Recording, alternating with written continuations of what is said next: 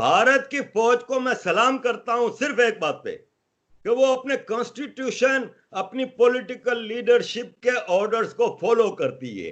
हमारी आर्मी तो बेगैरत है, या सिर्फ इसलिए कि वो आपके डिक्टेशन पे नहीं चलने को तैयार।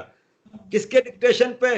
उन वर्दी वालों पे जिनको हम तनख्वाह देते हैं, जो कॉन्स्टिट्यूशन की सुबह से शाम मां बहन एक करते हैं, जिन्होंने करके इस कॉन्स्टिट्यूशन का, उनसे हम डिक्टेशन लें।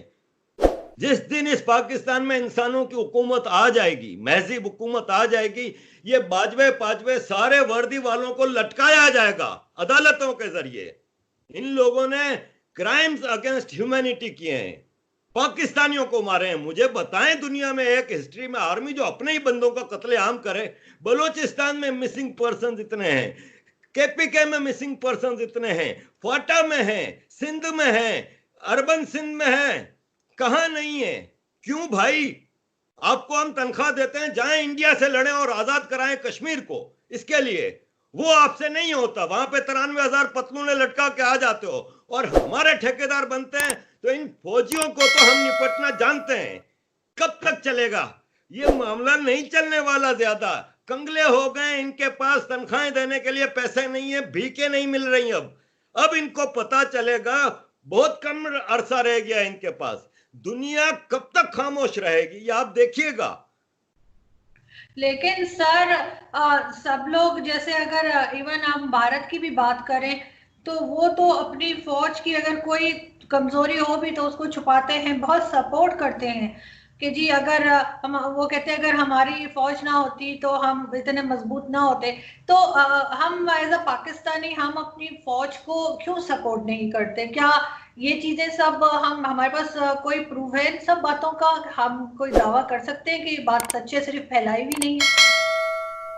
देखें, इंडिया की आर्मी कोई अस्करी सीमेंट नहीं चलाती, कोई शादी हॉल नहीं चलाती, कोई जमीनों पे कब्जे नहीं करती, कोई डीएचए नहीं बनाती, कोई बहरिया टाउन बना के एक दुनिया के करप्ट तरीन, जाहिल तरीन इंसान को मलिक रियाज बना के पाकिस्तान का अमीर तरीन आदमी नहीं बनाती भारतीय फौज।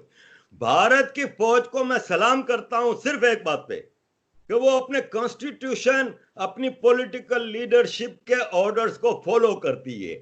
हमारी आर्मी तो बेगैरत है। हमारी आर्मी को हम सपोर्ट करेंगे जिसने हमारे अपने भाइयों को मारा है।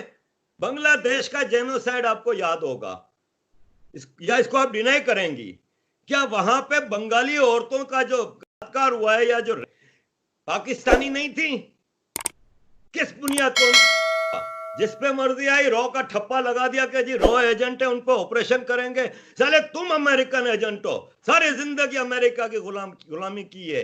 जिसने उसामा बिन लादेन को पकड़ाया था, कर्नल इकबाल सईद, उसके घर की वीडियो कल रात वायरल हो रही है, जिसमें है वतन के सजीले जवानों गाना गा रही हो। और ये जितने कर्नल पर्नल सारे भागे हुए अमेरिका में अय्याशी की जिंदगी गुजार रहे हैं, हाथ में विस्की के गिलास पकड़े हुए हैं। ये फौज की हम इज्जत करें? ये बाजवे की, ये शरीफ की, ये राहिल शरीफ जो इतनी बड़ी बड़ी बातें करता रहा, 1 अरब 26 करोड़ रुपए की जमीन दी है इसको। क्या इसकी खिदमत है सिवाय लूटने के, सिवाय 7 स्टार फोर्सेस के? और दुनिया की पहली आर्मी है जिसका आर्मी चीफ रिटायर होता है, दूसरे दिन किसी और मुल्क की नौकरी करने चला जाता है। इतना स्ट्रेटेजिक पोजीशन होती है। जिसका आईएसआई चीफ पाशा शेखों के जूते चाट रहा है। पाकिस्तान की न्यूक्लियर आर्मी का चीफ शुरता बना हुआ है शेख मोहम्मद का। इस फौज की मैं इज्जत करूं? अरे लानत भेजता हूं मैं इस फौज पे। पाकिस्तान मेरा जिंदाबाद है, पाक फौज मेरे लिए मुर्दाबाद है। लेकिन सर अगर पाक फौज ना होती तो आपको नहीं लगता कि अफगानिस्तान होती तो पाकिस्तान एक जन्नत होता? पाक फौज के होने से कुछ नहीं हुआ। हमने 55% पाकिस्तान इसी पाक फौज के होते हुए खो दिया। हमने, पाक फौज ने हमारे लिए क्या किया है? पाक फौज ने अफगान वार के जरिए ड्रग्स और हथियारों का अंबार लगा दिया कराची में और पाकिस्तान में। इस फौज की कोई एक खिदमत तो बताएं। या इन्होंने जाके आपका पीओके आजाद करा दिया है, या इन्होंने कई जन्नत शहद की नहरें भी चला दी हैं।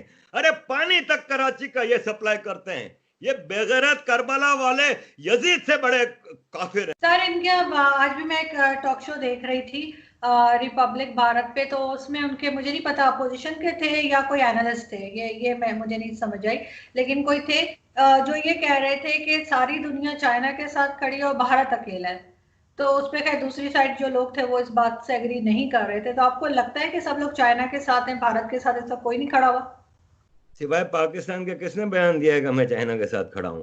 व्लादिमीर पुतिन ने तस्वीर लगाई है, आई स्टैंड विथ इंडिया। सबने, ट्रंप ने भी तस्वीर लगाई, I stand with India. European union ने क्लियर कट मैसेज दिया है कि वी स्टैंड विथ इंडिया।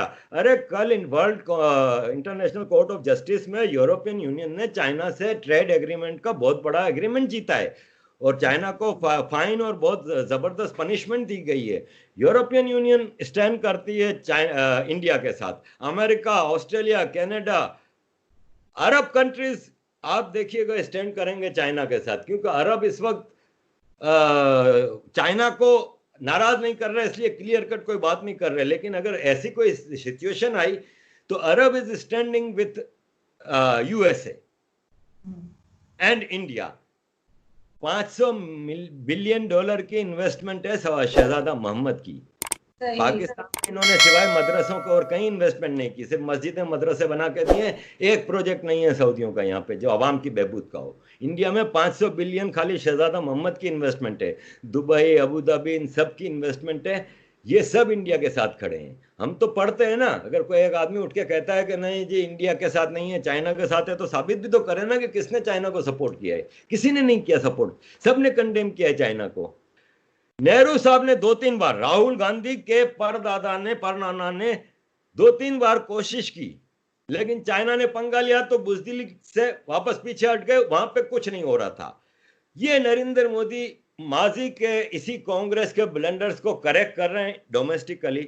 उन्होंने वहां पे कंस्ट्रक्शन शुरू की, वहां पे पुल बना उस दरिया के ऊपर और कई रोड वोड बनने लगे। तो चाइनीसों ने उन वर्कर्स के, वो फौजी वर्कर्स जो थे, निहत्ते थे, क्योंकि चाइना इंडिया का पैक्ट है 1967 में कि फायरिंग नहीं होगी। तो इस वाक्य में भी एक भी गोली नहीं चली, तो उनके ऊपर हमला किया। अचानक हमला हुआ, 20 इंडियन फौजी शहीद हुए, चाइना के 50 से ज्यादा मारे गए।